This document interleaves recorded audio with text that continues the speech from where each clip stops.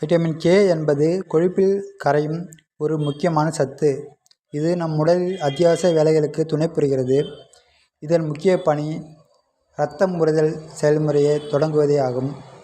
காயம் ஏற்பட்டால் இரத்தப்போக்கு நிற்க, கல்லீரலில் உருவாகும் உறைதல் காரணிகள் சரியாக செயல்பட இந்த வைட்டமின் உதவுகிறது.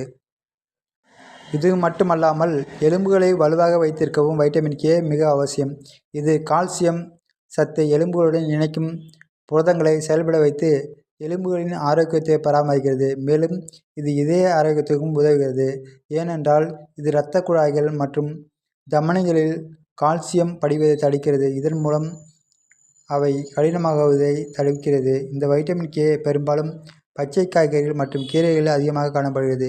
எனவே ஆரோக்கிய வாழ்க்கைக்கு இந்த சத்து அவசியம்.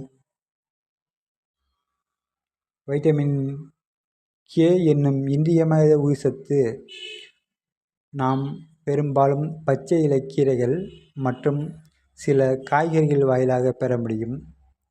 இவற்றில் இலைக்கோசு, பாலக்கீரை, கோலாட்கீரைகள், புரோக்கோலி மற்றும் முட்டைக்கோஸ் ஆகியவை அதிக அளவில் அடங்கியுள்ளன. அத்துடன் சோயாபீன்ஸ் எண்ணெய் போன்ற சில தாவர எண்ணெய்களிலும் இது நிறைந்துள்ளது. பழங்கள் என்று பார்த்தோமானால் அகுரி நெல்லிகள், திராட்சை, அவகோடா மற்றும் கிவி போன்றவற்றையும் வைட்டமின் கே வழங்குகிறது.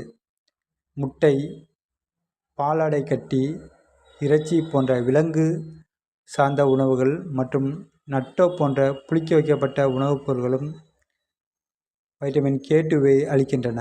இந்த சத்தான உணவுப் பொருட்களை அன்றாட உணவில் சேர்த்துக்கொள்வதன் மூலம் உடலுக்கு தேவையான கே சத்தினை நிறைவாக பெறலாம்.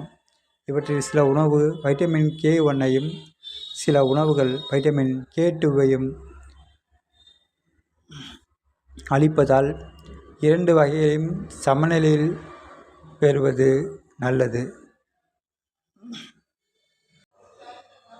வைட்டமின் கே சத்து நம் உடலில் குறைவாக இருந்தால் அதன் முக்கியமான வேலைகளில் பாதிப்பு ஏற்படும். இதன் மிக முக்கியமான வேலை இரத்தம் குறைவதுதான். இரத்த குறைபாடு ஏற்பட்டால் காயம் ஏற்பட்ட பிறகு இரத்தம் நிற்காமல் அதிக நேரம் கசியும். அத்துடன் சாதாரண அடிபட்டால் கூட உடல் பாகங்களில் எளிதில் காயம் ஏற்பட்டு நீல நிறத்தில் வீக்கம் ஏற்படும். பிறந்த குழந்தைகளுக்கு இந்த சத்து பற்றாக்குறையாக இருந்தால் மூளையில் இரத்தம் கசிவது போன்ற மிகவும் ஆபத்தான விளைவுகள் ஏற்பட வாய்ப்பு உண்டு. நீண்ட நாட்களுக்கு இந்த குறைபாடு தொடர்ந்தால் எலும்புகள் பலவீனமடைந்து விரைவில் உடையும் அபாயம் ஏற்படும். மேலும் இரத்த குழாய்கள் கெட்டிப்பட்டு இதய பிரச்சனைகள் வரவும் வழிவகுக்கும். பொதுவாக கல்லீரல் நோய் உள்ளவர்கள், கொழுப்பை சரியாக ஜீரணிக்க முடியாதவர்கள் அல்லது சில வகை மருந்துகளை எடுப்பவர்களுக்கு தான் இந்த குறைபாடு ஏற்பட வாய்ப்பு அதிகம். இந்த குறைபாட்டை தவிர்க்க பச்சை கீரைகளை உணவில் சேர்ப்பது மிகவும் நல்லது.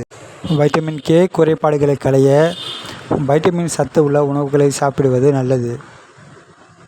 மேலும் இது போன்ற தகவல்களை பெற எமது சேனலை சப்ஸ்கிரைப் செய்யவும், லைக் செய்யவும், ஷேர் செய்யவும்.